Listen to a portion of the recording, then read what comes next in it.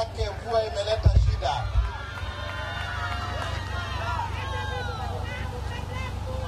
Assalamu alaikum wa rahmatullahi ta'ala wa barakatuh.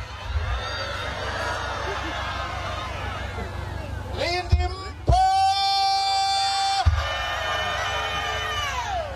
Mlioko mbali naomba mkaribie. Tuzungumze mambo ya nchi hii. Peoples!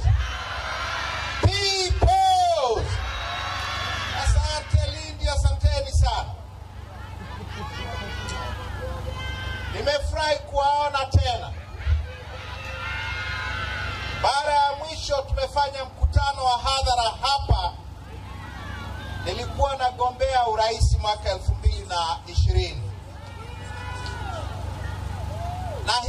Na hiyo peke yake inathibitisha kwamba sisi hatuogopi uchaguzi.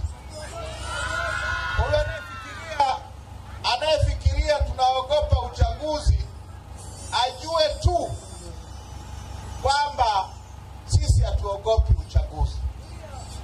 Tumeshashiriki kwenye chaguzi nyingi za nchi hii.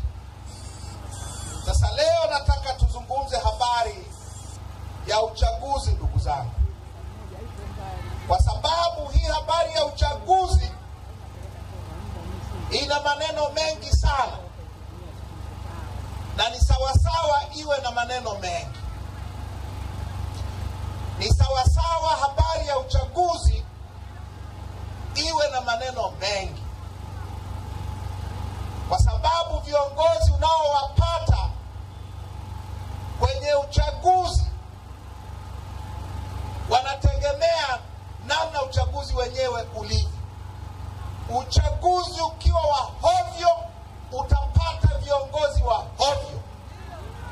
Na ukipata viongozi wa hovyo, mwananchi hakuna atakaye kutetea. Na nyie hili wananchi wa Lindi mnalifahamu sana. Ndio maana ya maneno ya Mheshimiwa Heche hapa kwamba mkoa wenye rasilimali kama huu, wenye gesi asilia, wenye korosho, wenye ufuta, wenye bahari ya Hindi, inakuwaje uwe mojawapo ya mikoa maskini katika nchi hii? Ni kwa sababu ya aina ya uongozi tunaoupata kwenye chaguzi zetu. Kumbukeni maneno tuliyokuwa tunaambiwa tulipokuwa wadogo.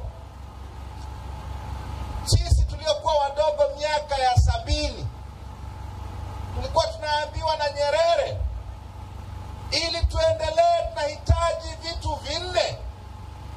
Tunahitaji watu tunao, tunahitaji ardhi tunayo kubwa, tunahitaji siasa safi, tunahitaji uongozi bora. Hiyo ndio ilikuwa maneno ya miaka ya 70 ya Mwalimu. Hatujai kuwa na shida ya watu, hatujai kuwa na shida ya ardhi na rasilimali. Miaka yote tumekuwa na shida ya siasa safi na shida kubwa ya uongozi bora. Na hiyo inatokana na aina ya chaguzi zetu.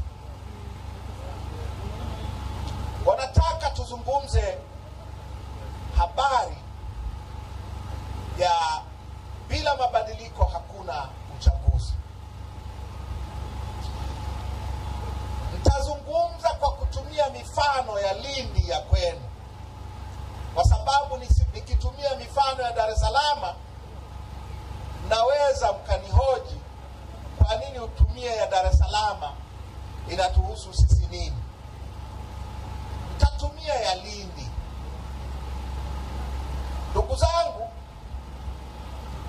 hapa tulipo, nyie wananchi wa Lindi, hapa mlipo, hii Lindi ina mitaa 117. Katika hiyo mitaa 117 ya mji wa Lindi, chama cha ACT kina mwenyekiti mmoja tu wa mtaa. 116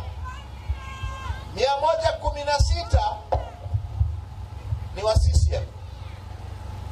Kwa katika wenye viti wa mitaa 117 wa kwenu ni mmoja tu. Wanne. Ni wanne? Asante. Baruani umeniambia mmoja, imekuwaje? Ni wanne? Sawa. Nimeambiwa ni mmoja, samahani. Kwa ni wanne kati ya 117. Miaka 11 iliyopita kwenye uchaguzi wa 2014 walikuwa 47. Walikuwa 47. Miaka 11 iliyopita mlikuwa na wenye viti wengi zaidi wa mitaa. Leo mnao wanne tu. Na hao wanne imekuwaje? Ni kwa sababu ya engua, kwa sababu ya engua ya mwaka jana. Hapa tulipo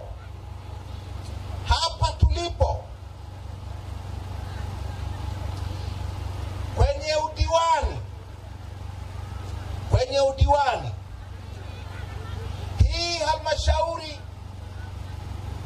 ya Lindi mjini ina diwani mmoja asiyekuwa wa CCM kati ya madiwani 20. Miaka 10 iliyopita, mwaka 2015 kulikuwa na madiwani 9 kati ya 20. Leo yuko mmoja tu, na hiyo inatokana na vurugu za uchafuzi mkuu wa 2020. Hili jimbo la Lindi mjini lilikuwa na mbunge wa upinzani mwaka 2010, likawa na mbunge wa upinzani mwaka 2000 na ngapi? 2010. 2015 mkoa wote wa Lindi ulikuwa na wabunge wa upinzani 4 kati ya 8. Leo ni 0.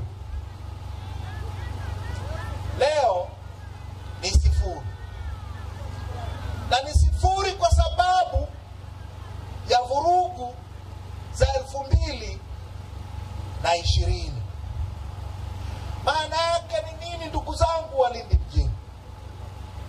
Maana yake ni kwamba kwenye mitaa yenu yote isipokuwa mmoja au 4, kwenye mitaa yenu yote hamna mtu wa kuwasemea isipokuwa wale 4. Wakiongeza ushuru wa maandazi mnayouza, hakuna wa kukemea kwa sababu wenye viti karibu wote ni wa kwao. Wakiongeza ushuru kwenye biashara zenu zingine, hakuna wa kuwakemea kwa sababu baraza la madiwani lote isipokuwa mmoja ni la CCM. Wakiongeza kodi na tozo na wapi bungeni, hakuna wa kukemea, hakuna wa kuzuia, kwa sababu bunge lote karibu ni bunge la CCM. Kwa hiyo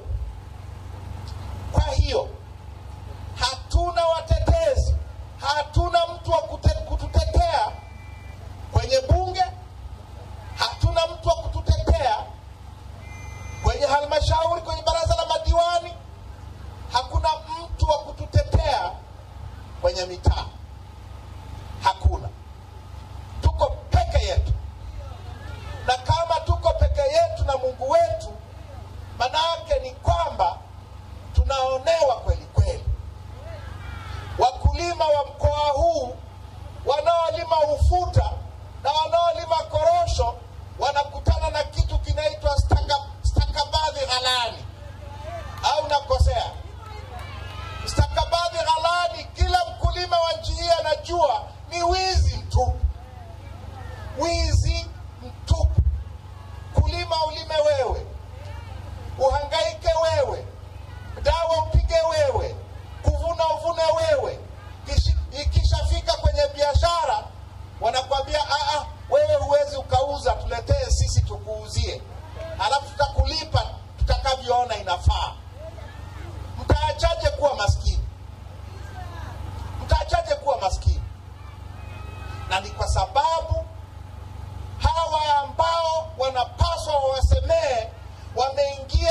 kwenye nafasi za uongozi bila kupingwa, wameingia kwa kura za uwizi, wameingia kwa uongo, wameingia kwa kuenguliwa wapinzani, wameingia kwa sababu mfumo wetu wa uchaguzi ni wa ovyo.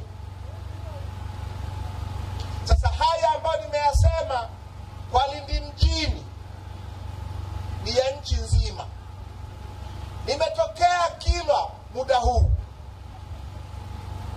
Kilwa mwaka 2014 Kilwa Kivinje walishinda mitaa 21 kati ya mitaa 21 ya mji mdogo wa Kilwa Kivinje. Walishinda mitaa yote kafu. Leo hii wana 0. Ukienda Kilwa Masoko penye mitaa 9 mwaka 2014, miaka 11 iliyopita, kafu walishinda mitaa yote 9. Leo wana 0. Vijiji ni 0. Makata ni 0, madiwani na wabunge ni 0. Mnaachaje kuletewa mambo ya hovyo?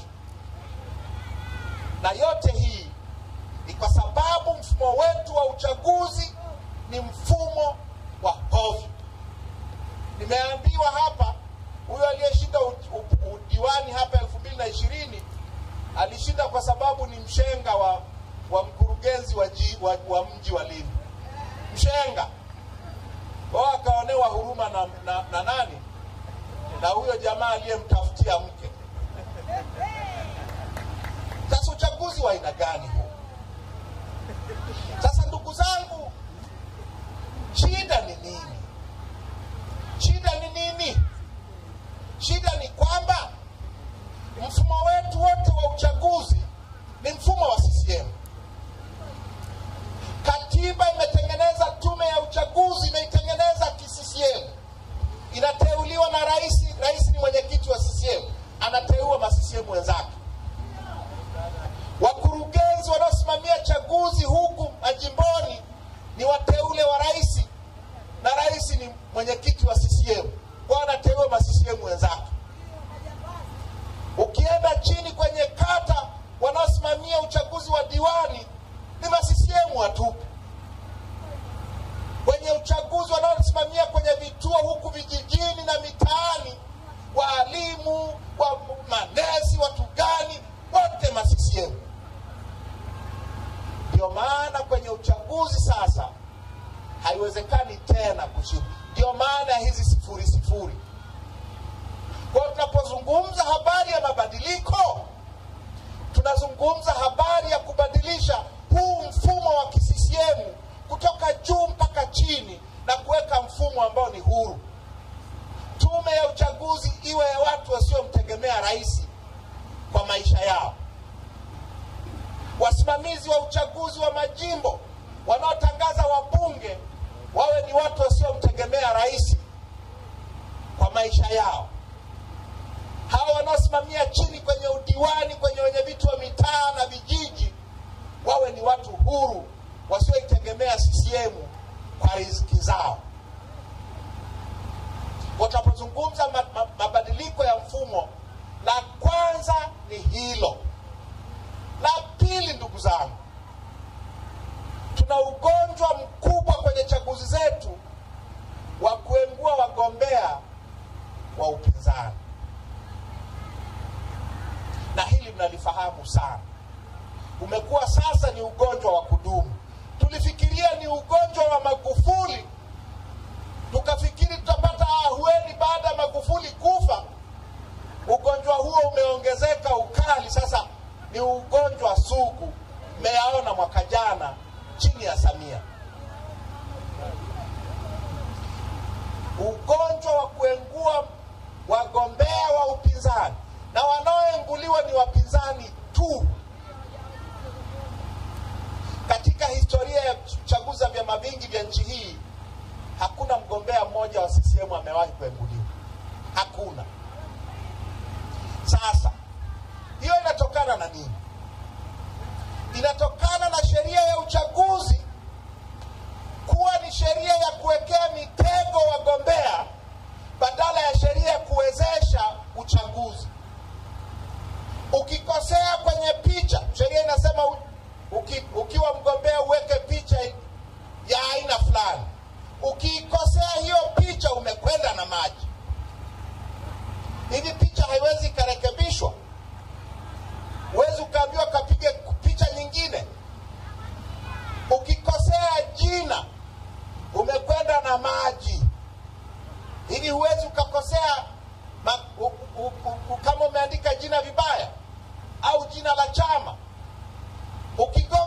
muhuri vibaya, umekwenda na maji wanakula kichwa.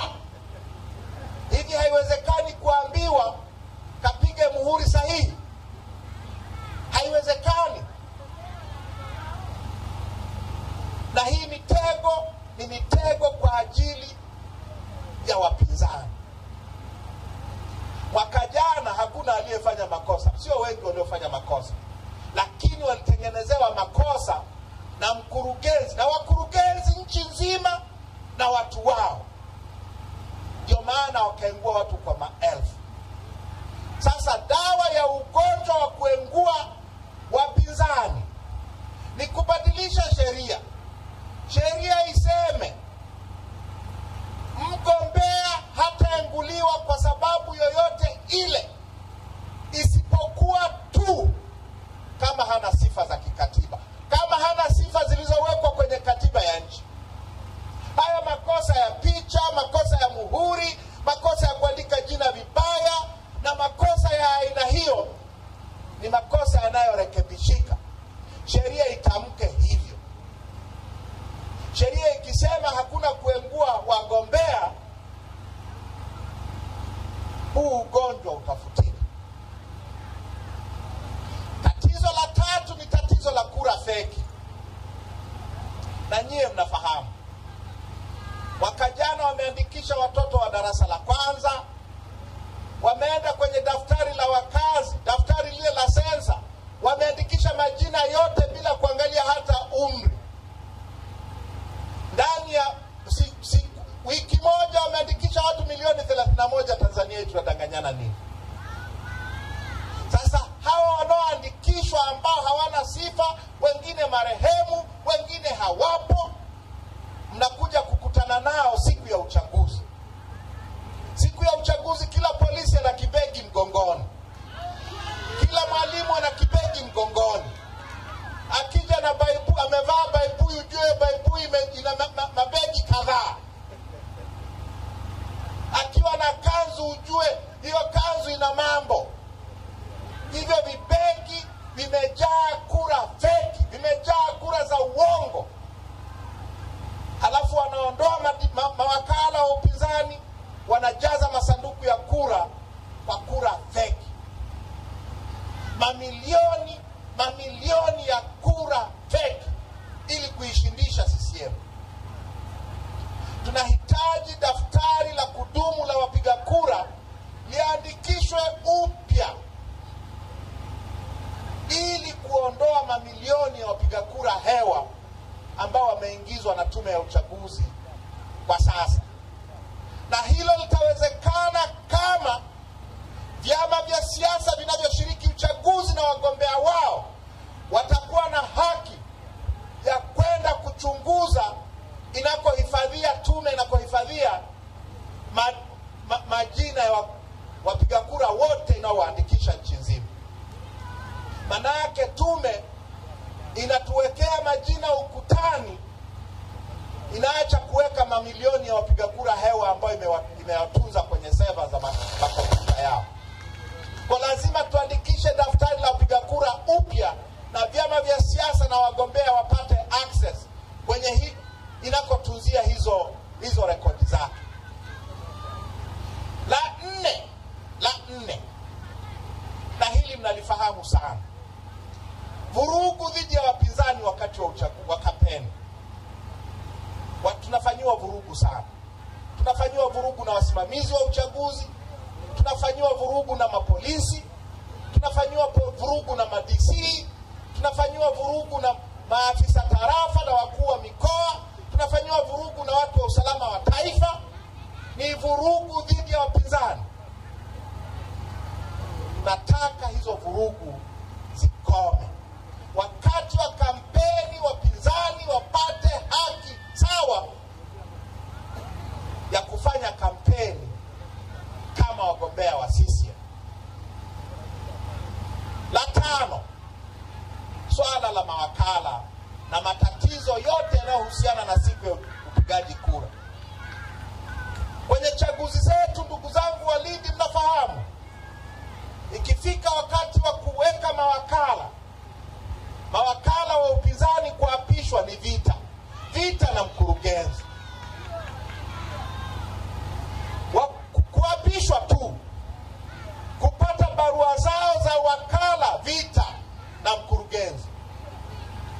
Mkurugenzi kupeleka majina kwenye vituo vya kupigia na kuhesabia kura, majina ya mawakala wa upinzani, vita. Mawakala wa upinzani kuruhusiwa kuingia kwenye vituo, vita. Mawakala kupata nakala za matokeo ya vituo vyao, vita.